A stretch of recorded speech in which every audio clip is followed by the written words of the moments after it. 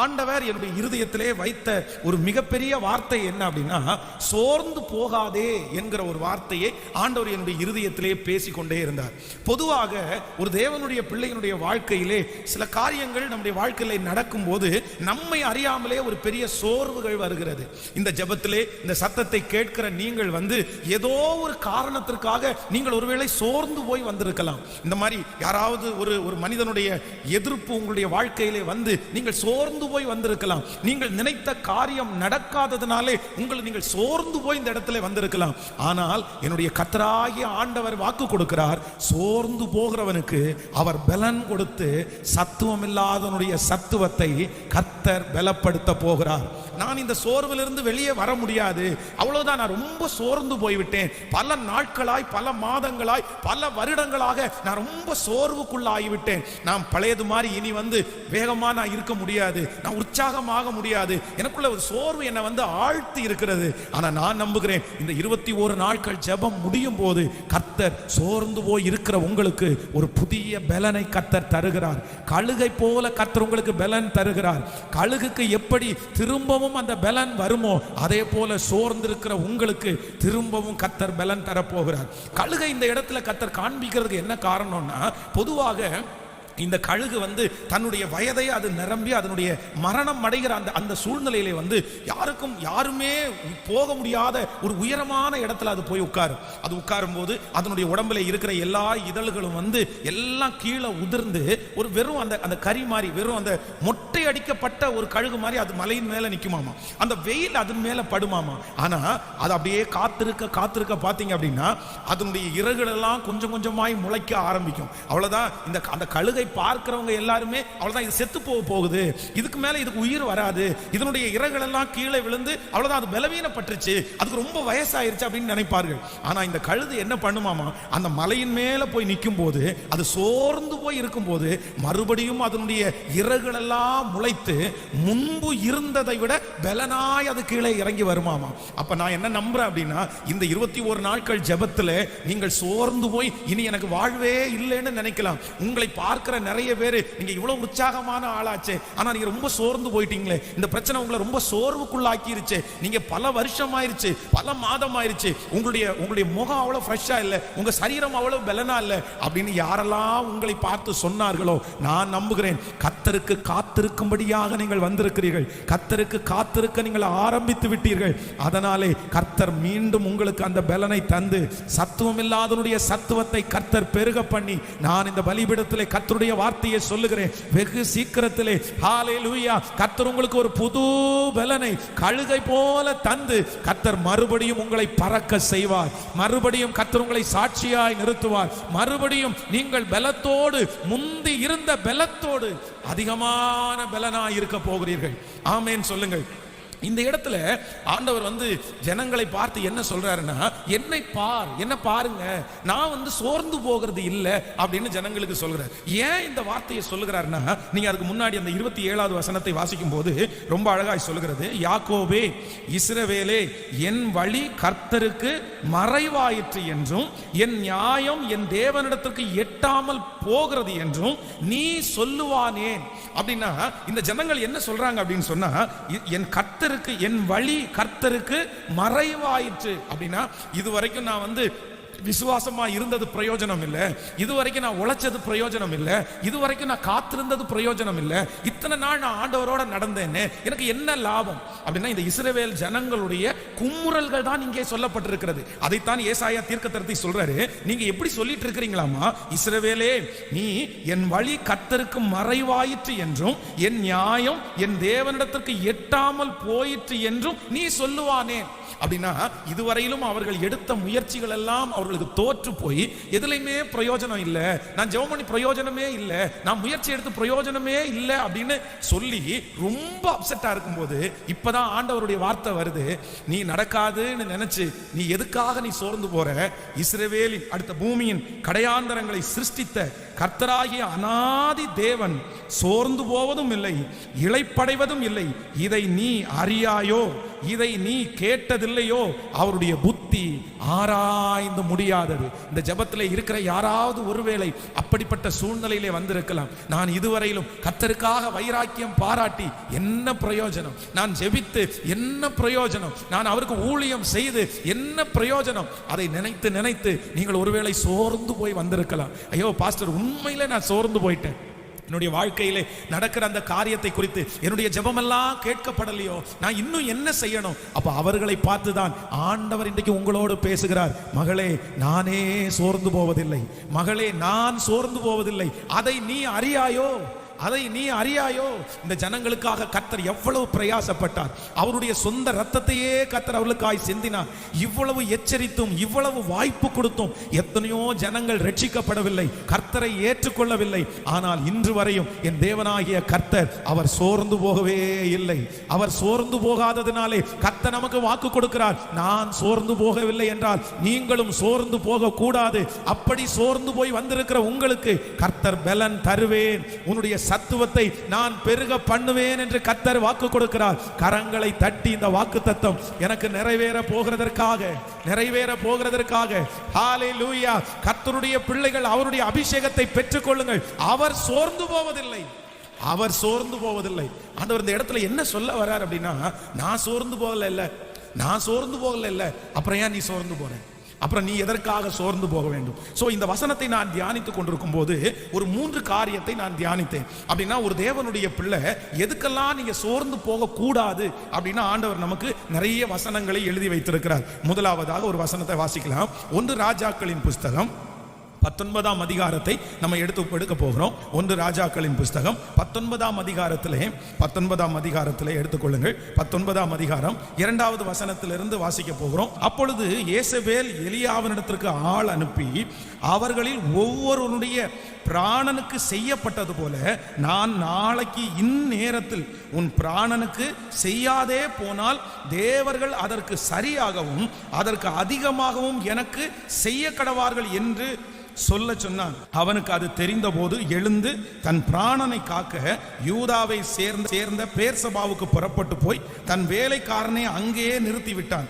அவன் வனாந்தரத்தில் 1 நாள் பிரயாணம் போய் ஒரு சூரை செடியின் கீழ் உட்கார்ந்து தான் சாக வேண்டும் என்று கோரி, போதும் கர்த்தாவே, என் ஆத்துமாவை எடுத்துக்கொள்ளும், நான் என் பிதாக்களை பார்க்கலும் நல்லவன் அல்ல என்று சொல்லி ஒரு சூரை செடியின் கீழ் படுத்துக்கொண்டு நித்திரை பண்ணினான். அப்பொழுது ஒரு தூதன் அவனை தட்டி எழுப்பி, எழுந்திரு, போஜனம் பண்ணு என்றான். அவன் விழித்து பார்க்கிற போது இதோ தழலினால் சுடப்பட்ட அடையும் ஒரு பாத்திரத்தில் தண்ணீரும் அவன் தலைமாட்டில் இருந்தது. அப்பொழுது புசித்து குடித்து திரும்பவும் படுத்துக் கொண்டான். கர்த்தருடைய தூதன் திரும்ப 2ஆம் தரம் வந்து அவனை தட்டி எழுப்பி, எழுந்திருந்து போஜனம் பண்ணு, நீ பண்ண வேண்டிய தூரம் வெகு தூரம் என்றான். அப்பொழுது அவன் எழுந்திருந்து புசித்து குடித்து அந்த போஜனத்தின் பலத்தினால் 40 நாள் இரவும் பகலும் ஓரேப் என்னும் தேவனுடைய பர்வதம் மட்டும் நடந்து போனான். ஆமென் சொல்லுங்க.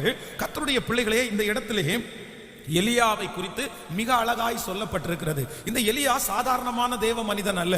இவர் பெரிய பெரிய சவால்களை எல்லாம் எதிர்கொண்ட ஒரு தேவ மனுஷன். ஆண்டவருக்காக வைராக்கியம் பாராட்டினவர். இவர் ஒரே ஆளாக நின்று அவனுக்கு முன்பாக இருந்த எல்லா தீர்க்கதரிசிகளிடத்திலையும் மிகப்பெரிய சவாலை செய்தார். அவர்கள் அவருடைய தேவனை நோக்கி கூப்பிடும் போது அவர் ஜாலியா நடந்துட்டு அவங்களுக்கு முன்னாடி ரொம்ப கிண்டல் பண்ணி நடிச்சிட்டாரு. ஆனா திடீரென்று அந்த ஊழியம் எல்லாம் முடிச்சுட்டு அவர் வராரு. அப்ப யேசபேல் என்கிற அந்த நாட்டினுடைய ராஜாவினுடைய மனைவி, அவள் ஒரு மோசமான ஒரு கேரக்டர் உள்ளவர், அவள் ஒரு நல்ல குணம் உள்ளவர்கள் அல்ல. ஆனா இந்த யேசபேல் என்ன பண்றா அப்படின்னா, ஒரு மனுஷனை கூப்பிட்டு எப்படி பண்ணானா, அங்க இருக்கிற என்னுடைய ஆட்களை எல்லாம் அவன் கொன்னுட்டானா பாரு, அவன் என்ன செஞ்சானோ அதற்கு பதிலாக அவனுடைய ஜீவனை நான் எடுத்துருவேன், அவனை நான் கொன்றுவேன், அவனை உயிரோட வைக்க மாட்டான் அப்படின்னு ஒரு மிரட்டலான ஒரு வார்த்தையை சொல்லி அனுப்புகிறார்கள். நன்றாய் கவனிங்கள். கொண்டு வந்து சொன்ன ஆள் எப்படி சொன்னாங்கன்னு தெரியல.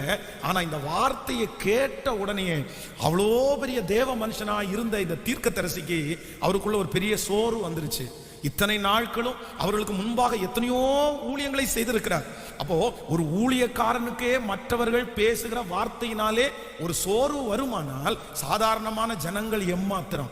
அப்போ நான் என்ன நம்புறேன் அப்படின்னு சொன்னா, அப்படி மனிதனுடைய வார்த்தையினாலே சோர்ந்து போன தீர்க்கதரிசியை கர்த்தர் தட்டி எழுப்பி அவனுக்கு போஜனத்தை கொடுத்து சொல்றாரு, நீ போக வேண்டிய தூரம் வெகு தூரம், நான் உன்னை பலப்படுத்துவேன் என்று கர்த்தர் பலப்படுத்தினார். அப்போ இன்றைக்கு எல்லாரும் கவனமாய் கவனிங்க, நம்ம எதுல ரொம்ப சோர்ந்து போக கூடாதுன்னா, மனுஷனுடைய வார்த்தைக்கு ஆண்டவருடைய பிள்ளைகள் சோர்ந்து போகவே கூடாது.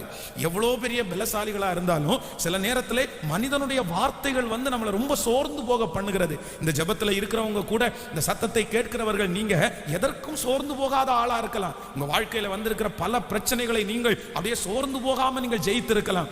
ஆனா ஒரே ஒரு மனுஷனுடைய வார்த்தையினால் ஒருவேளை நீங்கள் சோர்ந்து போயிருக்கலாம். அது உங்கள் சொந்தக்காரங்க பேசி இருக்கலாம், இல்லைன்னா ஒரு மருத்துவர் உங்களை பார்த்து பேசி இருக்கலாம். யாருக்காக ஆண்டவர் சொல்றாருன்னு தெரியல, ஆனா நான் கர்த்தருடைய வார்த்தையை விசுவாசிக்கிறேன். இல்லை, மனிதனுடைய வார்த்தையை கேட்டு சோர்ந்து போயிருக்கிற கர்த்தருடைய பிள்ளையே, ஆண்டவர் உங்களுக்கு ஒரு புது பலனை தருகிறார். ஒரு புது பலனை கர்த்தர் உங்களுக்கு கட்டளை இடுகிறார். நீ அந்த மனுஷனுடைய வார்த்தைக்கு சோர்ந்து போக வேண்டிய அவசியம் இல்லை. அவனுடைய வார்த்தை நடக்க போவது இல்லை. அந்த வார்த்தையின்படி கர்த்தர் செய்ய போவதில்லை. கர்த்தர் அவனுடைய வாயிலிருந்து புறப்பட்ட அந்த வார்த்தையை அதம் பண்ணி கர்த்தர் உங்களுக்கு கொடுத்த அனைத்து வாக்குத்தத்தங்களையும் கர்த்தர் அப்படியே நிறைவேற்ற போகிறார். எலியாவை தட்டி கொடுத்த கர்த்தர் இன்றைக்கு இந்த இரண்டாவது நாள் ஜெபத்திலே உங்க பக்கத்துல வந்து சொல்றாரு, மனுஷனுடைய வார்த்தையை கேட்டு நீ சோர்ந்து போனாயோ, நீ போக வேண்டிய தூரம் வெகு தூரம், நீ பண்ண வேண்டிய பிரயாணம் வெகு தூரம், நீ எனக்காக செய்ய வேண்டியது நிறைய காரியங்கள், நீ எழுந்து புறப்பட்டு கடந்து போ. ஹல்லேலூயா. சில நேரத்தில் மனுஷங்க அப்படிதான், நம்மளை விசுவாசமா இருந்தா நம்மளை ரொம்ப உடைச்சிருவாங்க. உனக்கு இப்படி நடக்காது அப்படின்னு சொல்லுவாங்க. நீ எத்தனை நாள் ஜோம் பண்ணிட்டு இருப்பேன்னு சொல்லுவாங்க. இல்லைன்னா நீ ஜோம் பண்ணி என்ன உனக்கு அற்புதம் நடந்துன்னு சொல்லுவாங்க. மனுஷனுடைய வார்த்தைகள் வந்து சில நேரத்தில் அம்பு மாதிரி நம்மளை குத்தும். அது நம்மளை ரொம்ப முடிஞ்சு போக பண்ணும். ஆனா இஸ்ரவேலின் ஜெயபலமானவர் இல்லை இல்லை, மனுஷனுடைய வார்த்தைக்கு நீ என்ன பண்ணக்கூடாதுன்னா சோர்ந்து போக கூடாது. எத்தனை பேர் விசுவாசிக்கிறீர்கள்? ஒரு விசை நான் வந்து ஒரு மனுஷனுடைய வார்த்தையினாலே மிகவும் சோர்ந்து போய்விட்டேன். அவ்வளோதான், அந்த மாதிரி ஒரு சோர்வு வந்ததே இல்லை. அவங்க பேசின வார்த்தைகள் வந்து என்னை ரொம்ப உடைச்சிருச்சு. அதுக்கு மேலே ஊழியம் செய்யலாமா, செய்ய முடியுமா அப்படின்ற ஒரு தடுமாற்றமே வந்துருச்சு எனக்கு. சரி, என்ன பண்ண முடியும் அப்படின்னு அப்படி ரொம்ப சோர்ந்து போகும்போது ஆண்டவரே என்னை ஒரு இடத்துக்கு அழைத்து கொண்டு போன மாதிரி நான் அப்படியே ஒரு இடத்துக்கு நடந்து போகும்போது அங்கே ஒரு பெரிய காட்சி வந்து பார்த்தேன். அது எனக்கு ரொம்ப ஆச்சரியமா இருந்துச்சு. அப்படின்னா ரொம்ப உடல்நிலை பாதிக்கப்பட்ட ஒரு மனுஷன். அப்போ அவருடைய மனைவி, ரெண்டு பேரும் அவர்கள் சேர்ந்து ஒரு பஸ் ஸ்டாண்ட்ல அப்படி உட்காந்து பேசிட்டே இருக்காங்க. அப்போ அவர் சொல்லும்போது சொல்றாரு, இனி நான் உங்களை எப்படி வச்சுக்குவேனோ, நான் உன்னை என்னை எப்படி பார்த்துக்குவேனோ, நீ நல்லா பார்த்துக்கோ உங்களை. அப்படி அந்த லாஸ்ட் மினிட்ல ஒரு மனுஷன் வந்து மரணம் அடைகிற நேரத்தில் அந்த கடைசியில் நிறைய சொல்லுவார்ல, அந்த மனைவியை பார்த்து பிள்ளைகளை பார்த்து அந்த மாதிரி நிறைய வார்த்தைகளை வந்து அந்த மனைவியின் இடத்துல சொல்லிட்டே இருக்கிறாங்க. அப்போ அந்த மனைவி அவரை பார்த்து, சி வாயை மூடுங்க, அவ்வளோ கோபமா, சி வாயை மூடுங்க, நீங்க எதுக்கு இப்படி எல்லாம் பேசிட்டு இருக்கிறீங்க, இப்படி எல்லாம் பேசக்கூடாது, அதெல்லாம் எதுவுமே நடக்காது, நீங்க நல்லா இருப்பீங்க, நம்ம ரெண்டு பேரும் சேர்ந்து நம்முடைய பிள்ளைகளை திருமணம் பண்ணி வைக்க போறோம் அப்படின்னு ஒரு ஆண்டவரையே அறியாத ஒரு நபர் வந்து அந்த மனுஷனை அவ்வளோ என்கரேஜ் பண்ணாங்க. அப்ப நான் என்ன நம்புறேன் அப்படின்னா, அந்த மனுஷன் வந்து அதற்கு பிறகு அந்த வார்த்தையை பேசல, சந்தோஷமாய் அவர் அந்த இடத்தை விட்டு கடந்து போனார். ஒரு மனுஷனுடைய வார்த்தையே ஒரு மனுஷனை அப்படியே ஊன்ற கட்டுமானால், பலப்படுத்துமானால், நான் நம்புறேன் கர்த்தர் அன்னைக்கு என்கிட்ட பேசினாரு, நீ சோர்ந்து போகாத, மனுஷனுடைய வார்த்தைக்கு நீ ஒரு நாள் சோர்ந்து போக கூடாது, நான் உனக்கு வாக்கு கொடுக்கிறேன், நான் உன்னோட பேசுகிறேன், நான் உன்னோட இருக்கிறேன், நான் உன்னை பலப்படுத்துவேன், நான் உன்னை பயன்படுத்துவேன். கர்த்தரே நேரடியாக வந்து எனக்கு தட்டி கொடுக்கிறது மாதிரி இருந்துச்சு. நான் நம்புறேன் இன்றைக்கு இந்த ஜெபத்துல கர்த்தர் யாரோ ஒருத்தரை கர்த்தர் தட்டி கொடுக்கிறார். ஹல்லேலூயா. மனுஷனுடைய வார்த்தையினால சோர்ந்து போன ஆண்டவருடைய பிள்ளையை கர்த்தர் இன்னைக்கு உன் அருகாமையில வந்து சொல்றாரு, நீ அந்த வார்த்தைக்காக பயப்படாதே மகளே, மகனே, நீ அந்த வார்த்தைக்காக சோர்ந்து போகாதே, நீ சோர்ந்து போகாதே. கர்த்தராகிய நான் பெரியவர், சோர்ந்து போகிறவனுக்கு பலன் கொடுக்கிற கர்த்தர் அவர். மனுஷனுடைய வார்த்தைகள் அது ஒன்றுமில்லாமல் போக போகிறது. நான் உனக்கு சொன்னதை செய்யும் அளவும் நான் உன்னை கைவிடுவதே இல்லை. அவர் வார்த்தையிலே உண்மையுள்ளவர், அவர் வாக்குத்தத்தத்தில் உண்மையுள்ளவர், அவர் சொன்னதை நிச்சயம் செய்து முடிப்பார். அவர் ஒரு நாளும் நம்மை கைவிடுவதற்கு மனிதன் அல்ல, மனிதன் அல்ல. ஆமென். மனிதன் 1000 வார்த்தைகள் நம்மை உடைக்கிறது போல பேசினாலும் நான் என்ன நம்புறேன் அப்படின்னா, மனுஷனுடைய வார்த்தைகளுக்கு நீங்க ஒரு நாள் என்ன பண்ணக்கூடாதுன்னா சோர்ந்து போகவே கூடாது. ஆமென் சொல்லுங்கள். நீங்கள் வந்து யோபுவின் புஸ்தகத்தில் வேதத்தில் வாசித்து பார்ப்பீர்களானால், பிசாசு எல்லாரையும் கொன்னுட்டு ஒருத்தனை மட்டும் மிச்சம் வைப்பான், ஒருத்தனை மட்டும் எல்லாத்திலையும் மிச்சம் வைப்பான். பாருங்க, கழுதைகளை ஓட்டி கொண்டிருக்கும் போது எல்லாரும் போயிடுவாங்க, ஒருத்தன் மட்டும் நீங்க அதை வாசிச்சு பார்த்தீங்கன்னா தெரியும். நான் ஒருவன் மாத்திரம் தப்பி. அங்க வீடு இடிஞ்சு விழுது, பலத்த காற்று, எல்லாருமே சாகுறாங்க. ஆனா யார் மட்டும் மீதி இருக்கிறாங்களாமா? ஏன் அந்த ஒரு நபரை மட்டும் பிசாசு ஏன் மீதி வச்சான்? எதுக்காக மீதி வச்சான்? நான் சொல்றேன், நம்ம எப்பவுமே ஒரு ஆபத்தை தூரத்துல ஒரு 4 நாள் 5 நாள் இல்லைன்னா கொஞ்சம் பின்னாடி தெரிஞ்சுக்கிட்டா கூட பரவாயில்ல. சிலர் அந்த ஆபத்தை சொல்லுவாங்க பாருங்களேன். அந்த சொல்லுகிற விதத்துல நம்முடைய இருதயம் அப்படியே கரைஞ்சு போயிரும் பாருங்களேன். நான் நம்புறேன் அந்த யோபுனுடைய மனசை உடைக்கிறதுக்காக தான் அந்த ஒரு மனுஷனை வச்சிருக்கிறான். எல்லாரும் அழிஞ்சு போகும்போது அப்ப அவனுடைய மனசுல என்ன வரும் அப்படின்னா, இத்தனை பேரு அழிஞ்சு போய் இந்த ஒருத்த மட்டும் காப்பாற்றப்பட்டானே, நீ உன்னை காப்பாத்தின கர்த்தர் எங்க பிள்ளைகளை காப்பாற்ற முடியாதா? ஒரு 10 பேரை காப்பாற்ற முடியாதா? அவங்க பேசும்போதே அவனுக்குள்ள ஒரு நெகட்டிவ் வரும். நான் நம்புறேன் பிசாசு சில நேரத்தில் உங்களை மனசை உடைக்கிறதுக்காகவே ஒரு மனுஷனை உயிரோட வைப்பான். ஒரு மனுஷன் சில நேரத்தில் உங்களுக்கு கண்ணியாகவே இருப்பான். எப்பொழுதும் உங்களை வருத்தப்படுத்துவதற்காகவே நீங்க 1000 பேர் உங்களை என்கரேஜ் பண்ணுவாங்க. ஆனா அந்த ஒரு மனுஷன் மட்டும் உங்களை கஷ்டப்படுத்துவாங்க. அதற்காகவே பிசாசு அவங்கள வச்சிருப்பாங்க. ஆனா ஆண்டவருடைய பிள்ளைகள் ஒரு நாளும் எதுல சோர்ந்து போக கூடாதுன்னா, மனுஷனுடைய வார்த்தையை கேட்டு நீங்க என்ன பண்ணக்கூடாதுன்னா சோர்ந்து போகவே கூடாது. இன்னைக்கு நம்ம எல்லாருமே ஜெபிக்கணும். நான் உங்களுக்காக ஜெபிக்கிறேன். கண்டிப்பாக ஆண்டவர் உங்களுக்கு பெரிய அற்புதம் எப்படி செய்வார்னா, நீங்க மனுஷனுடைய வார்த்தை என்னென்ன சொல்லப்பட்டதோ அது எல்லாத்தையும் கர்த்தர் மாற்றுவார். எலியாவை கர்த்தர் எப்படி அழகாய் நடத்தினார். நான் நம்புறேன் இந்த சகோதரியினால மரித்து போவேனோன்னு நினைச்சிருக்கலாம். அவங்க என்ன சொல்றா, இந்த லேடி என்ன சொல்றாங்க அப்படின்னா, நான் உன்னை கொன்றுவேன்டா, நீ அத்தனை பேரை கொன்ன இல்ல, உன்னை நான் கொன்றுவேன். ஆனா ஆண்டவர் அவளுடைய கையில ஒப்பு கொடுத்தாரா? ஏசபேலுடைய கையில தீர்க்கதரிசியை ஒப்பு கொடுத்தாரா? இல்ல. அவன் மரணத்தையே காணாமல் எடுத்து கொள்ளப்பட்டான். கர்த்தர் அவனை எடுத்து கொண்டார். ஆண்டவர் சொன்னதுதான் நடந்துச்சே தவிர ஏசபேல் சொன்னது நடக்கவே இல்லை. பக்கத்துல கையை பிடிச்சு சொல்லுங்க, கர்த்தர் சொன்னதுதான் உங்க வாழ்க்கையில நடக்கும். ஆண்டவர் தருவேன் என்றதை தருவார். ஆண்டவர் உங்களுக்கு கொடுத்த வாக்குத்தத்தம் நிறைவேறும். பக்கத்து வீட்டுக்காரன் சொன்னது நடக்காது. உங்களுக்கு விரோதி சொன்னது நடக்காது. சொல்லுங்க எல்லாரும் நல்ல விசுவாசத்தோட சொல்லுங்க. உங்க கூட உங்க மேல பொறாமை பட்டு சொன்ன மனிதன் சொன்னது நடக்காது. உன் பிள்ளையை குறித்து சொன்ன தீய வார்த்தைகள் நடக்காது. ஓ ஹல்லேலூயா. உன் குடும்பத்தை குறித்து சொல்லப்பட்ட அந்த தீய வார்த்தைகள் கண்டிப்பாக நடக்க போவதில்லை. கர்த்தர் சொன்னது மட்டும்தான் நடைபெறும். கர்த்தர் சொன்னதை செய்து முடிப்பார். அதுவரைக்கும் கர்த்தருடைய பாதுகாப்பு உங்களோடு கூட இருக்கும். கர்த்தருடைய பராமரிப்பு உங்களோடு கூட இருக்கும். இது கர்த்தரால் அனுப்பப்படுகிற வார்த்தை. இது கர்த்தரால் அனுப்பப்படுகிற வார்த்தை. ஹல்லேலூயா. நீங்க இன்னொரு வசனத்தை கூட நம்ம வாசிப்போமே. ஆனால் நீங்கள் சங்கீதக்காரனாகிய தாவீதுனுடைய வாழ்க்கையை நம்ம வாசிக்கும் போது நீங்கள் 1 சாமுவேல் 17ஆம் அதிகாரத்தை எடுத்துக்கொள்ளலாமா?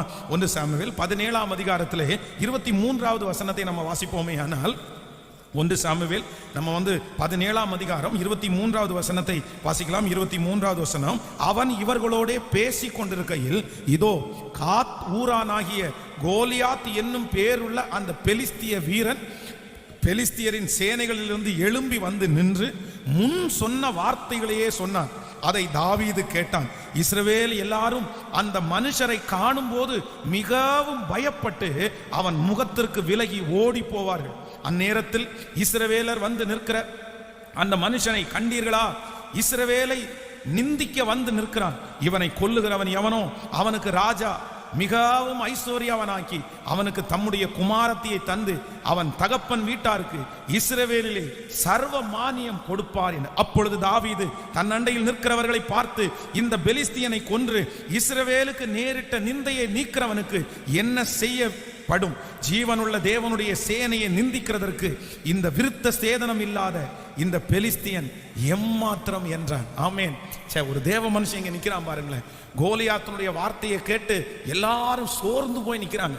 அவனுடைய தேவர்களை கொண்டு அவன் சபிக்கிறான். அவன் ரொம்ப சவாலா பேசுறான். வாங்க சண்டை போடலாம், ஒருத்தனை அனுப்புங்க, என்ன அவன் ஜெயிக்கட்டும். என் கூட யாராவது ஜெயிக்க முடியுமா? என் கூட யாராவது போராட முடியுமா? அவனுடைய தேவர்களை கொண்டு ரொம்ப அசிங்கமா திட்டுறான். இஸ்ரவேலை சபிக்கிறான். நம்முடைய கர்த்தரையே அவன் ரொம்ப அசுத்தமா பேசுறான். அப்ப அங்க இருக்கிற ஜனங்கள் எல்லாம் அவனுடைய வார்த்தையை கேட்டு சோர்ந்து போனாலும் ஒரே ஒரு தேவனுடைய பிள்ளை எழும்பி நின்னு சொல்றான், இல்ல இஸ்ரவேலின் தேவனை தூசிக்கிறதற்கு இப்படி பேசுறதுக்கு இவன் யாரு? நான் கண்டிப்பா சோர்ந்து போக மாட்டேன். அவனுடைய வார்த்தையை கேட்டு மனசு உடைகிறவன் நான் கிடையாது. என் தேவன் பெரியவர். அப்போ அந்த தாவீது நிற்கிறான் பாருங்களேன். நான் நம்புறேன் கர்த்தர் அவனோடு கூட இருந்து கோலியாத்தை ஜெயிக்கும்படியான பலத்தை தந்தார். ஹல்லேலூயா. உங்களை கோலியாத்தை போல நிறைய மனிதர்கள் வந்து உங்களுக்கு விரோதமாய் நிறைய சவால்களை விடும்போது உங்கள் இருதயம் என்ன பண்ணக்கூடாதுன்னா சோர்ந்து போகவே கூடாது. நம்பர் 1, முதலாவதாக நீங்கள் எதுக்கு சோர்ந்து போகக்கூடாதுன்னா மனுஷனுடைய வார்த்தைக்கு நான் சோர்ந்து போக மாட்டேன். இன்னைக்கு ஒரு தீர்மானம் எடுத்துட்டு போங்க, நான் கண்டிப்பாக சோர்ந்து போக மாட்டேன். கண்டிப்பாக இது ஆவிக்குரிய வாழ்க்கையினுடைய ஒரு பெரிய வளர்ச்சி. ஒரு பெரிய நீங்கள் ஆவிக்குரிய வாழ்க்கையில் வளர்ந்துருக்கிறீங்கன்றத அடையாளம் என்ன அப்படின்னா மனுஷனுடைய வார்த்தை உங்களை கஷ்டப்படுத்தலை அப்படின்னா நீங்கள் வளர்ந்ததாக அர்த்தம். ஆமென். மனுஷனுடைய வார்த்தை உங்களை கஷ்டப்படுத்துமே ஆனால் நீங்கள் ஆவிக்குரிய வாழ்க்கையில் இன்னும் நிறைய முன்னேறணும்னு அர்த்தம். அப்போது கர்த்தருடைய பிள்ளை, கர்த்தரோடு இருக்கிறவங்க மனுஷனுடைய வார்த்தைக்கு ஒரு நாள் என்ன பண்ண மாட்டாங்கன்னா பயப்படவே மாட்டாங்க. கைகளை உயர்த்தி சொல்லுவோம், ஆண்டவரே நான் இனி மனுஷனுடைய வார்த்தைக்கு சோர்ந்து போகவே மாட்டேன். ஹல்லேலூயா. உங்களை உற்சாகப்படுத்த வேண்டிய நபர் உங்களை சோர்வுக்குள்ளாக்கி பேசுகிறது உண்மைதான். ஹல்லேலூயா. சொல்லுங்கள், ஆண்டவரே நான் சோர்ந்து போக மாட்டேன். நான் ஏன் மனுஷனுடைய வார்த்தைக்கு சோர்ந்து போகணும்? நான் எதற்காக அந்த சாதாரணமான நாசியிலே சுவாசம் இருக்கிற அந்த மனுஷனுடைய வார்த்தைக்கு நான் ஏன் சோர்ந்து போகணும்? சொல்லுங்க, நான் சோர்ந்து போக மாட்டேன். இனி நான் சோர்ந்து போக மாட்டேன். இந்த வார்த்தை எனக்காகவே நீர் பேசுகிறீர் ஆண்டவரே. நான் தான் அப்படி சோர்ந்து போய் வந்தது உண்மை. என்னுடைய இருதயத்தில் தான் அது ஓடிக்கொண்டிருக்கிறது. இப்படி பேசிட்டாங்களே, இப்படி சொல்லிட்டாங்களே, இல்லை கர்த்தாவே நான் சோர்ந்து போக மாட்டேன், சோர்ந்து போக மாட்டேன். ஆமென். ஹல்லேலூயா. நம்பர் 2, இரண்டாவதாக ஒரு தேவனுடைய பிள்ளை நம்ம எதுக்கு நம்ம சோர்ந்து போகக்கூடாதுன்னா ஆதியாகமத்திலே நீங்கள் 16ஆம் அதிகாரத்தை எடுத்துக்கொள்ளலாம். ஆதியாகமம் 16ஆம் அதிகாரம் 1வது வசனத்தை வாசிக்கலாமா? ஆதியாகமம் 16ஆம் அதிகாரத்திலே 1வது வசனத்தை எல்லாரும் சேர்ந்து வாசிக்கலாம். ஆபிரகாமுடைய மனைவியாகிய சாராய்க்கு பிள்ளை இல்லாதிருந்தது. எகிப்து தேசத்தாலாகிய ஆகார் என்னும் பேர் கொண்ட ஒரு அடிமை பெண் அவளுக்கு இருந்தார். சாராய் ஆபிரகாமை நோக்கி, நான் பிள்ளை பெறாதபடி கர்த்தர் என் கற்பத்தை அடைத்திருக்கிறார், நான் என் அடிமை பெண்ணோடே சேரும், ஒருவேளை அவளால் என் வீடு கட்டப்படும் என்றார். சாராயின் வார்த்தைக்கு ஆபிரகாம் செவி கொடுத்தான். ஆபிரகாம் கானான் தேசத்தில் 10 வருஷம் குடியிருந்த பின்பு ஆபிரகாமின் மனைவியாகிய சாராய் எகிப்து தேசத்தானாகிய தன் அடிமை பெண்ணாகிய ஆகாரை அழைத்து அவளை தன் புருஷனுக்கு ஆபிரகாமுக்கு மறுமனையாட்டியாக கொடுத்தான். கவனிங்கள் ஆண்டவருடைய பிள்ளைகளே, இந்த இடத்திலே சாராயை குறித்து வேதம் ரொம்ப அழகாய் சொல்லுகிறது.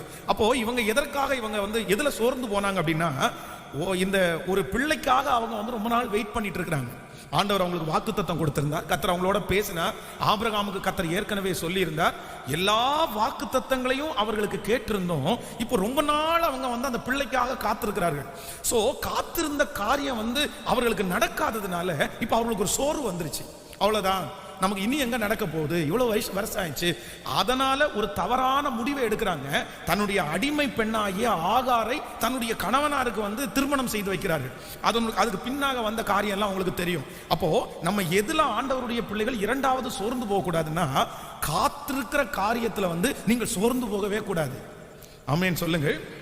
சில நேரத்தில் நமக்கு அப்படித்தான் காலதாமதம் ஆக ஆக ஆண்டவர் வந்து ஒரு காரியத்தை சொல்லி அவர் வந்து கொஞ்சம் காலதாமதமாய் நாட்களை கடத்தி கொண்டு போகும்போது நம்மை அறியாமலே ஒரு சோர்வு வந்துருது. ஐயோ நடக்காம போயிருமோ, இன்னைக்கு என்னைக்கு நடக்க போகிறது, எத்தனை நாள்ல ஆண்டவர் செய்ய போறாரு. ஆனால் நீங்கள் சோர்ந்து போகாதிருப்பீர்களே ஆனால் ஏற்ற காலத்திலே நீங்கள் அறுவடை செய்வீர்கள்.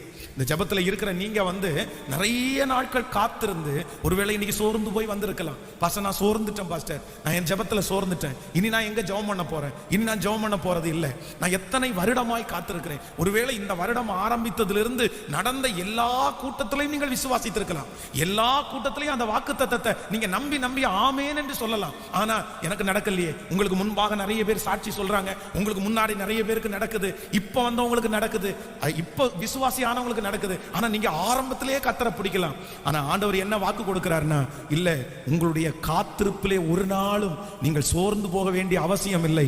கர்த்தர் ஒரு நாளும் உங்களை கைவிட மாட்டார். காத்திருக்கிற உங்களுக்கு அற்புதம் கண்டிப்பாக தேடி வரும். கர்த்தருக்கு காத்திருக்கிறவர்களோ புது பலன் அடைந்து செட்டைகளை அடித்து உயரே எழும்புவார்கள். அவர்கள் சோர்ந்து போக மாட்டார்கள், அவர்கள் வெட்கப்பட்டு போவது இல்லை.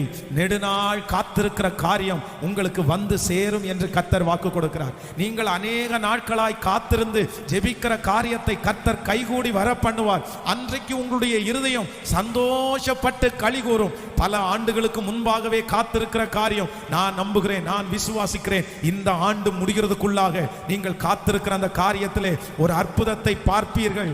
கர்த்தர் அந்த அற்புதத்தை உங்களுக்கு செய்வாராக. கரங்களை தட்டி விசுவாசிக்கிறவர்கள், காத்திருக்கிற அந்த உயர்வு உங்களை தேடி வரும். காத்திருக்கிற அந்த பணம் உங்களை தேடி வரும். காத்திருக்கிற ஹல்லேலூயா அந்த சந்தோஷம் உங்களை தேடி வரும். காத்திருக்கிற காரியத்தை கர்த்தர் இப்பொழுது உங்களுக்கு வாய்க்க பண்ணுவாராக. ஆமென் சொல்லுங்கள்.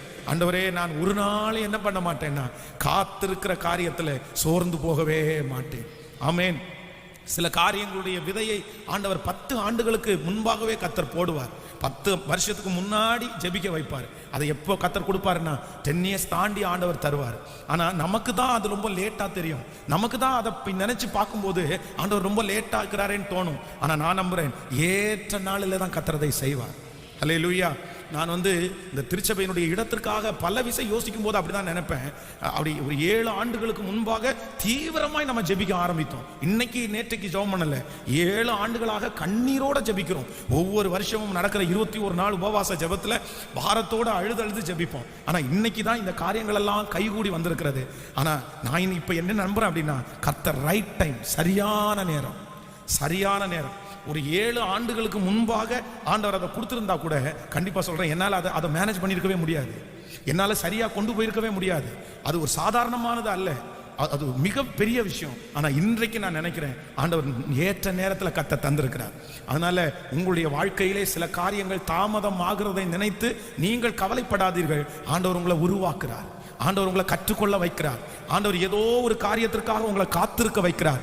உங்களுக்கு தான் லேட்டே தவிர என் ஆண்டவர் ஏற்ற நேரத்தில் அந்த காரியத்தை கர்த்தர் செய்ய வல்லவராக இருக்கிறார். அது நடக்கும். அது நடக்கிற நேரம் அது கர்த்தர் நேரம். அது உங்கள் கையிலே கிடைக்கிற நேரம் அது கர்த்தர் நேரம். நீங்கள் கண்டிப்பாக, நான் சொல்றேன், நீங்க எல்லாரும் ஒரே ஒரு வார்த்தை சொல்லுவீங்க, கர்த்தர் எனக்கு ஏற்ற நேரத்தில் தந்தாருன்னு நீங்க சொல்லுவீங்க. இதுக்கு முன்னாடி ஆண்டவர் தந்து, இன்னைக்கு உங்க மனசு சொல்லும், இல்ல பாஸ்டர் எனக்கு முன்னாடியே கர்த்தர் கொடுத்துருக்கணுமே, எனக்கு முன்னாடி இருக்கிற எத்தனையோ பேருக்கு எனக்கு கிடைக்குது, ஆனா எனக்கு மட்டும் ஏன் இவ்வளவு தாமதம், எனக்கு மட்டும் ஏன் கர்த்தர் இவ்வளவு டிலே பண்றாரு? இல்ல, உங்க கைகளிலே ஏற்ற நேரத்திலே கர்த்தர் கொண்டு வந்து தருவார். அப்படியே கைகளை மேல உயர்த்தி இந்த வார்த்தையை நான் நம்புறேன். ஆண்டவரே, நான் காத்திருக்கிறதுக்கு எனக்கு பலன் தாரும் ஆண்டவரே. சொல்லுங்க எல்லாரும் இருதயத்தின் ஆழத்திலிருந்து ஜெபிங்க. ஹல்லேலூயா, ஹல்லேலூயா. ஆண்டவரே, என்னுடைய பிள்ளையினுடைய ரட்சிப்புக்காக நான் காத்திருக்கிறதுக்கு எனக்கு பலன் தாரும் ஆண்டவரே. உண்மையிலே நான் காத்திருந்து சோர்ந்து போய் தான் வந்தேன். ஆண்டவரே, உண்மைதான் ஆண்டவரே. என் பிள்ளைக்காக நான் எத்தனை நாள் காத்திருப்பது, என் உயர்வுக்காக நான் எத்தனை நாட்கள் காத்திருப்பது, ஆண்டவரே இந்த ஆசீர்வாதத்திற்காக நான் எத்தனை நாட்கள் காத்திருப்பது. ஆனால் இன்றைக்கு போதகர் மூலமாய் நீர் சொன்ன வார்த்தைக்காக ஸ்தோத்திரம். கைகளை உயர்த்தி எனக்கு காத்திருக்கக்கூடிய பலன் தாரும் ஆண்டவரே. நான் ஒரு நாள் அவசரப்பட்டு விடக் கூடாது ராஜா. ஆண்டவரே, ஏற்ற காலத்தில் கர்த்தர் எங்களை உயர்த்தும்படிக்கு உம்முடைய பலத்த கைக்குள்ளே அடங்கி இருக்கக்கூடிய ஒரு பெரிய பாக்கியத்தை இப்பொழுது எங்களுக்கு தருவீராக ராஜா. ஹல்லேலூயா. காத்தீரு பொறுத்தீரு கர்த்தரை நம்பீரு காரியங்கள் வாய்க்க செய்வார். காத்தீரு பொறுத்தீரு கர்த்தரை நம்பி காரியங்கள் வாய்க்க செய்வார். என் சார்பில் செயலாற்றுவார். இயேசு என் சார்பில் செயலாற்றுவார். என் வழியை கர்த்தருக்கு கொடுத்து விடு, பாடுவோம் அவரையே நம்பீரு. என் வழியை கர்த்தருக்கு கொடுத்து விடு, அவரையே நம்பீரு. இப்ப சொல்லுவோம் காரியங்கள் விசுவாசத்தோட பாடுங்க சிஸ்டர், பிரதர், விசுவாசத்தோட பாடு. ராஜா, போதும் ஆண்டவரே, எங்க பிள்ளையை நினைக்கிற காலம் வரட்டும், இரக்கம் செய்கிற காலம் வரட்டும். ஓ ஹல்லேலூயா. காத்தீரு பொறுத்தி கர்த்தரை நம்பி காரியங்கள் வாய்க்க செய்வார். காத்தீரு பொறுத்தீரு கர்த்தரை நம்பீரு. என் சார்பில் செயலாற்றுவார். இயேசு என் சார்பில் செயலாற்றுவார். தீயவன் செயல் குறித்து நான் மனம் பதறவே மாட்டேன். புல்லை போல உலர்ந்து, பூவை போல உலர்ந்து இல்லாமல் போயிடும். நான் காத்திருக்கிறது கர்த்தரால் வரும். நான் எதிர்பார்த்திருக்கிறது கர்த்தரால் வரும். நான் ஜெபித்தது கர்த்தரால் ஆகும். ஓ ஹalleluya. நெடுநாள் காத்திருக்கிறது வரும், அப்பொழுது எனக்கு மிகுந்த சந்தோஷம் உண்டாகும்.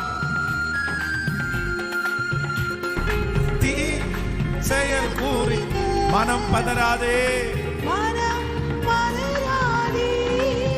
ஓ தீ அவன் செயல் கூறிட்டு மனம் பதறாதே. புல்லை போல் உலர்ந்து பூவை போல் உதிர்ந்து இல்லாமல் போய்விடும். இது நடக்கட்டும் ஆண்டவரே, எங்க பிள்ளைகளுக்கு நடக்கட்டும் அப்பா. இல்லாமல் போய்விடும். காத்தீரு பொறுத்தீரு கர்த்தரை, காரியங்கள் வாய்க்க செய்வா. காத்தீரு பொறுத்தீரு கர்த்தரை நம்பி, காரியங்கள் வாய்க்க செய்வார். என் சார்பில் செயலாற்றுவார். இயேசு என் சார்பில்,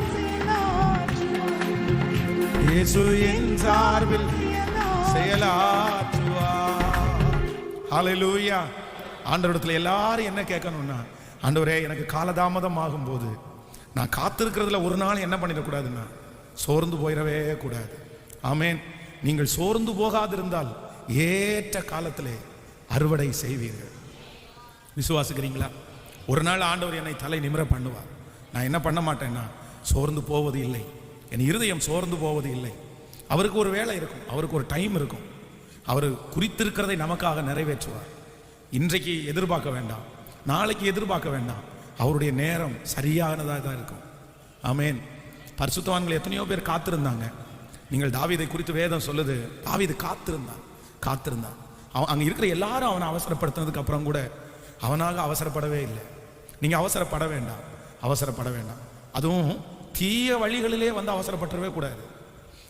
நம்ம காத்திருக்கும் போது ஆண்டவரே அதற்கான காரியங்களை கர்த்தரே அழகாய் நேர்த்தியாய் கர்த்தர் செய்வார். ஆமேன் சொல்லுங்கள்.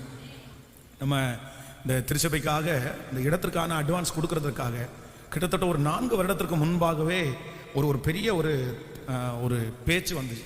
என்ன வந்துச்சு அப்படின்னா, நாங்கள் வேற ஒரு ஆளுக்கு கொடுக்கறதுக்காக நாங்கள் தீர்மானம் பண்ணிட்டோம். நீங்கள் இப்போ இந்த 10 நாளைக்குள்ள அட்வான்ஸை எடுத்துட்டு வந்தீங்க அப்படின்னா இந்த இடம் உங்களுக்கானதாக இருக்கும், இல்லை அப்படின்னா இந்த இடம் உங்களுக்கானதாக இருக்காது, நாங்கள் கொடுத்துருவோம் அப்படின்னு அந்த பிரதர் ஒருத்தர் எனக்கு கால் பண்ணி சொன்னார் 4 வருஷத்துக்கு முன்பாக. அப்போ என் மனசில் நான் நினைக்கிறோம், சரி ஏதாவது ஒன்று பண்ணலாம், ஏதாவது ஒன்று செய்யலாம் அப்படின்னு ஒரு டீம், அந்த டீமை கூப்பிட்டு அவங்க கேட்டேன், அவங்க நீங்கள் ஏதாவது பண்ண முடியுமா அப்படின்னு. அப்போ அவங்க சொன்னாங்க, ஃபஸ்ட்டு வந்து எங்களுடைய பேருக்கு நாங்கள் அதை வாங்கிடுறோம், எங்கள் பேருக்கு நாங்கள் வாங்கிட்டு அதுக்கப்புறம் நாங்கள் உங்களுக்கு நாங்கள் வந்து கொடுக்குறோம் அப்படின்ற பேச்சுவார்த்தை எல்லாம் நடந்துருச்சு. ஆனால் எனக்கு அதில் பெரிய ஈடுபாடெல்லாம் இல்லை. அப்போ நான் ஜெபம் பண்ணேன், ஆண்டவரே இந்த மாதிரி சொல்கிறாங்க, ஆனால் எப்படி நடக்கும்னு தெரில, ஆனால் உங்கள் சித்தம்படி நடக்கட்டும். அவங்க போய் பேசும்போது அது செட் ஆகலை, அது ஒத்து வரலை. என்னுடைய மனதில் அது போயிருமோன்னு நினச்சோம். ஆனால் நான் நம்புகிறேன், இந்த வருஷம் வரைக்கும் கர்த்தர் நமக்காகவே காத்திருக்க கர்த்தர் பண்ணினார். கர்த்தர் அழகாக வெயிட் பண்ண வச்சார், அதை வெயிட் பண்ண வைத்தார். அவங்க வந்து அந்த பேப்பரில் வந்து இந்த இடத்தினுடைய ஆடை வந்து பெரிய பெரிய புரோக்கர்ஸ்கிட்ட சொல்லி அது ஒரு பக்கத்தில் போயிட்டு இருந்தாங்க. இன்னொன்று பேப்பரில் வந்து மாத கணக்காக கண்டினியூவாக இந்த சிட்டிக்குள்ளே இந்த மாதிரி ஒரு இடம் இருக்குது அப்படின்னு சொல்லி மாத கணக்காக வந்து அவங்க வந்து பார்த்தீங்கன்னா பேப்பரில் ஆடு போட்டுகிட்டே இருந்தாங்க. நான் அந்த பேப்பருடைய ஆடெல்லாம் நான் பார்த்து ஜெபம் பண்ணுவேன், ஆண்டவரே எப்படின்னாலும் இது யாருக்கு தான் வந்து சேரணும், திருச்சபைக்கு தான் வந்து சேரணும் அப்படின்னு சொல்லி ஆடு போட்டே இருப்பாங்க அவங்க ஒவ்வொரு நாள். அதுவும் சிட்டிக்குள்ளே இவ்வளோ பெரிய இடம் இருக்கிறது வந்து பெரிய விஷயம்தான். ஆனால் நான் நம்புகிறேன், யாருடைய கண்களும் அதன் மேலே படாதபடி கர்த்தர் இதுவரையிலையும் அவருடைய ஊழியத்திற்காகவே கர்த்தர் வைத்திருக்கிறார். நான் என்ன சொல்ல வர்றேன், ஆண்டவருடைய பிள்ளைகளை, உலகத்தில் இருக்கிற மனிதர்கள் வந்து என்ன முயற்சி எடுத்தாலும் நீங்கள் கர்த்தர் கொடுத்த வாக்கு தத்தத்தை நம்பி நீங்கள் காத்திருங்க. உங்களுக்குரியதை கர்த்தர் உங்களுக்காக பத்திரமாக கர்த்தர் வைத்திருப்பார். எந்த தடையும் வராது, யாரும் அதை பிடுங்கி கொண்டு போக முடியாது, யாரும் அதை எடுக்க கர்த்தர் அனுமதிக்க மாட்டார். எத்தனை வருடமானாலும் தேவன் அதை உங்களுக்காகவே வைத்திருப்பார், உங்களுக்காகவே கர்த்தர் வைத்திருப்பார். உங்களுடைய கரமே அதை செய்யும், உங்களுடைய கண்களே அதை காணும். கைகளை உயர்த்தி ஏசப்பாட்ட சொல்லும், ஆண்டவரே எனக்கும் என் பிள்ளைகளுக்கும் ஒரு கிருபையை தாரும். காத்திருக்கிறதுல சோர்ந்து போகக்கூடாதுப்பா, சோர்ந்து போகக்கூடாது ஆண்டவரே. சோர்வு எங்களுக்கு வரக்கூடாது ஆண்டவரே, எங்களுக்கு அவசரங்கள் வந்துடக்கூடாது ஆண்டவரே. நாங்கள் மனுஷனுடைய வார்த்தைக்கு செவி கொடுத்துடக்கூடாது ஆண்டவரே. நாங்க பிசாசனுடைய வார்த்தைக்கு செவி கொடுத்துட கூடாதுப்பா. சொல்லுங்க சொல்லுங்க. என் பிள்ளை விஷயத்துல நான் ரொம்ப கவனமா இருக்கணும். என் எதிர்காலத்தில் நான் ரொம்ப கவனமா இருக்கணும் ஆண்டவரே. ஆண்டவரே அந்த கிருபையை இந்த நாளில் நாங்கள் ஜபத்தோட கேட்கிறோம் ஆண்டவரே. இது ஒரு ஜப கூடுகையா ஆண்டவரே, ஜபமா வைக்கிறோம் ஆண்டவரே. அப்படிப்பட்ட ஒரு அபிஷேகத்தை எனக்குள்ள வச்சிருங்க ஆண்டவரே, எனக்குள்ள வச்சிருங்க ஆண்டவரே, வச்சிருங்க ஆண்டவரே. இன்றைக்கு 2வது நாள் அந்த அபிஷேகத்தை எனக்கு தாங்கப்பா. காத்திருக்கிறதுல நான் சோர்ந்து போகவே கூடாதப்பா. அப்பா அப்படிப்பட்ட ஒரு அபிஷேகத்தை எனக்குள்ள கட்டளை இடுங்க. நான் அடிக்கடி சோர்ந்து போயிடுறேன், அடிக்கடி மனசு விட்டுறேன், அடிக்கடி நான் அவிசுவாசமா பேச ஆரம்பிக்கிறேன். ஆனா இன்றைக்கு போதகரோடு சேர்ந்து ஜெபிக்கிறேன். எனக்கு ஒரு பெரிய அபிஷேகம் வேண்டும். எந்த காரியத்தை குறித்து நான் அவசரப்படாம காத்திருக்கிற கூடிய சோர்ந்து போகாமல் காத்திருக்க கூடிய ஒரு பலன் இருக்கட்டும் ஆண்டவரே, இருக்கட்டும் ஆண்டவரே. ஹல்லேலூயா. 3வதாக ஒரு தேவனுடைய பிள்ளை எதுல நம்ம ரொம்ப சோர்ந்து போக கூடாது என்றால் ரோமருக்கு எழுதின நிருபம் 12ஆம் அதிகாரத்திலே 12வது வசனத்தை நம்ம வாசிக்க போகிறோம். நம்பிக்கையிலே சந்தோஷமாயிருங்கள், உபத்திரவத்திலே பொறுமையாயிருங்கள், ஜெபத்திலே உறுதியாய் தரித்திருங்கள். இன்னொரு விஷயம் கூட வாசிக்கலாம். நம்பிக்கையிலே சந்தோஷமாயிருங்கள், உபத்திரவத்திலே பொறுமையாயிருங்கள், ஜெபத்திலே உறுதியாய் தரித்திருங்கள். அப்போ அப்போஸ்தலனாகிய பவுல் இந்த அதிகாரத்தை எழுதும் போது ரொம்ப தெளிவா எழுதுறாரு. என்ன எழுதுறாருன்னா, ஒரு தேவனுடைய பிள்ளை எதுல சோர்ந்து போக கூடாதாமா? நம்முடைய நம்பிக்கையில ஒரு நாள் சோர்ந்து போயிடக்கூடாதாமா. ஆமேன் சொல்லுங்கள். முதலாவதாக இதில் நம்ம சோர்ந்து போகக்கூடாதுன்னா மனுஷனுடைய வார்த்தைக்கு நம்ம சோர்ந்து போகக்கூடாது. நம்பர் 2 2வதாக காத்திருக்கிறதுல நம்ம சோர்ந்து போகக்கூடாது. நம்பர் 3 3வது நம்முடைய நம்பிக்கையில என்ன பண்ணிடக்கூடாதுன்னா சோர்ந்து போகக்கூடாது. ஒரு காரியத்தை நம்ம நம்பி இருக்கிறோம், அதற்காக நம்ம ஜெபிச்சிட்டோம், அது காலதாமதம் ஆகிறதுனால என்னுடைய நம்பிக்கை நான் நம்ப முடியாது, இனி என்னுடைய நம்பிக்கையை ஒரு நாள் நான் விட்டுறக்கூடாது, அதுல நமக்கு சோர்வு வந்துடக்கூடாது. அப்படி கர்த்தரையே நம்புவோமையானால் நான் நம்புகிறேன். கர்த்தர் சொல்கிறார், சோர்ந்து போகிறவனுக்கு அவர் பலன் கொடுத்து சத்துவம் இல்லாதவனுடைய சத்துவத்தை பெருக பண்ணுகிறார். இப்போ அந்த ஏசாயா தீர்க்கதரிசன புஸ்தகத்தை வாசிக்கலாம். 40ஆம் அதிகாரம், அதை வாசிக்கலாமா? வாசித்து நம்ம ஜெபித்து முடிக்க போகிறோம். எடுத்துங்க ஏசாயாவின் தீர்க்கதரிசன புஸ்தகம் 40ஆம் அதிகாரத்தில் இப்போ ஆண்டவர் கொடுத்த அந்த வாக்கு தத்தத்தை வாசிக்கலாம். 40ஆம் அதிகாரம் 27வது வசனத்திலிருந்து வாசிக்கலாம். யாக்கோபே, இஸ்ரவேலே, என் வழி கர்த்தருக்கு மறைவாயிற்று என்று, என் நியாயம் என் தேவனிடத்திற்கு எட்டாமல் போகிறது என்று நீ சொல்லுவானே.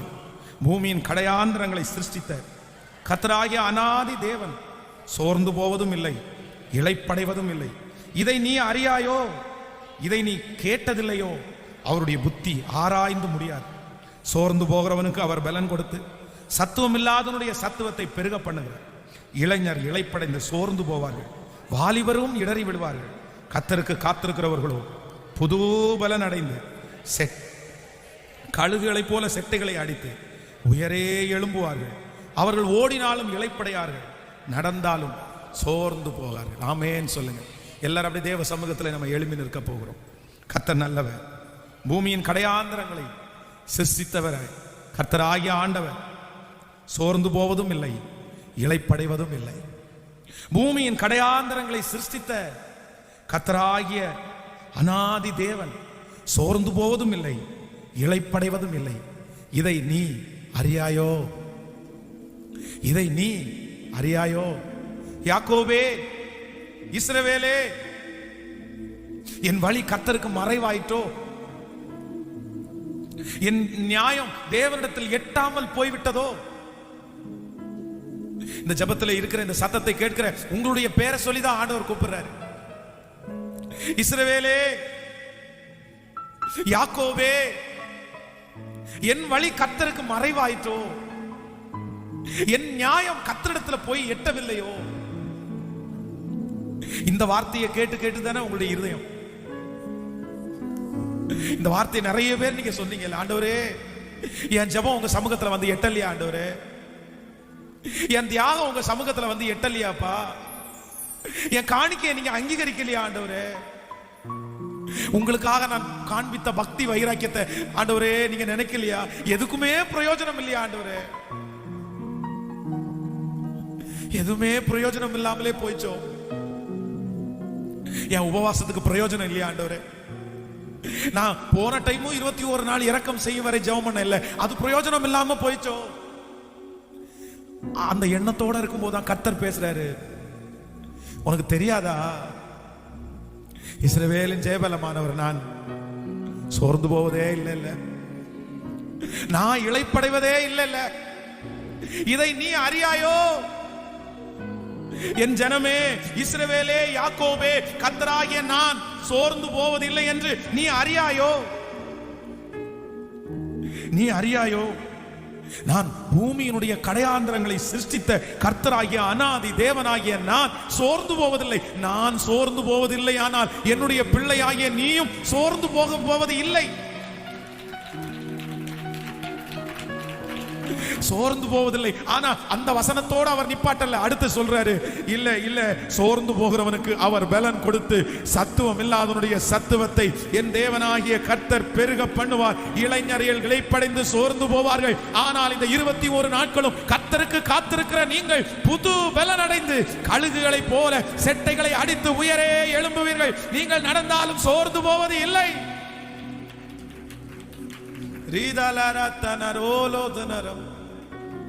கரங்களை மேல உயர்த்தி ஆண்டவரே நன்றி,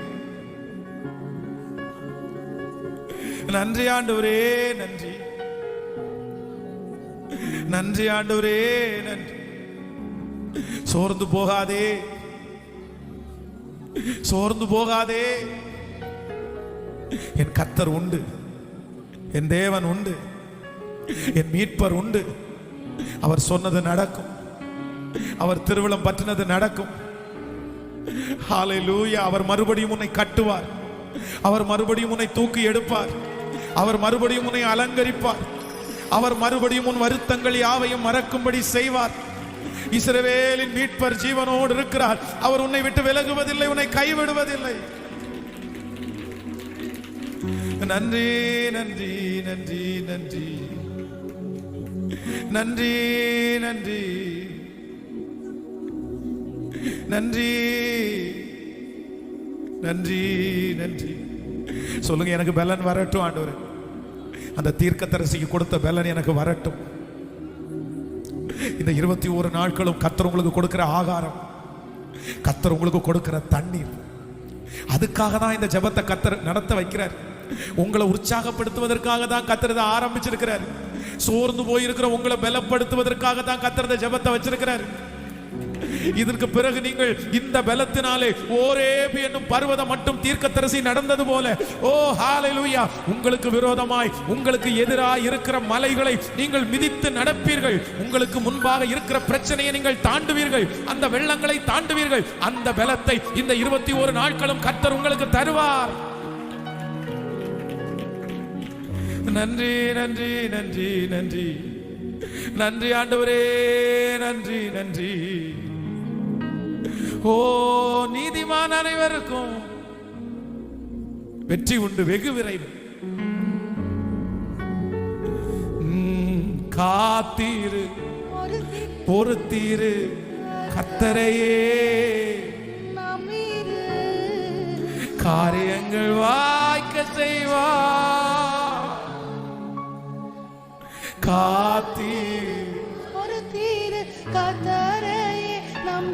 கதவு திறக்கட்டும் ஆண்டவரே, அதற்கான வழிகள் திறக்கட்டும் ஆண்டவரே. என் சார்பில் செயலாற்றுவார் இயேசு, என் சார்பில் செயலாற்றுவார். விசுவாசிக்கிறீங்களா? அவர் சொன்ன வார்த்தை ஒரு நாளும் தரையிலே விழாது. தகப்பனே, தகப்பனே, இந்த ஜெபத்திலே யாரெல்லாம் எந்தெந்த காரியத்திற்காய் காத்திருக்கிறார்களோ, இந்த ஜெபம் முடியும் போது சாட்சி சொல்லணும் ஆண்டவரே, சாட்சி சொல்லணும் ஆண்டவரே, சாட்சி சொல்லணும் ஆண்டவரே. உங்க வேலை வரட்டும் ஆண்டவரே, உங்க வேலை இதுவா இருக்கட்டும் ஆண்டவரே. இன்னும் இந்த வருஷம் முடிகிறதுக்கு 2-3 மாதம் தானே பார்க்குது.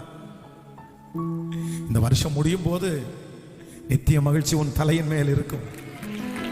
உன் சஞ்சலமும் தவிப்பும் உன்னை விட்டு ஓடி போகும். நித்திய மகிழ்ச்சி உன் தலையின் மேல் இருக்கும். உன் சஞ்சலமும் தவிப்பும் உன்னை விட்டு ஓடி போகும் என்று வாக்கு கொடுத்தீர் அல்லவா? அந்த வாக்கை நிறைவேற்ற வாரும்.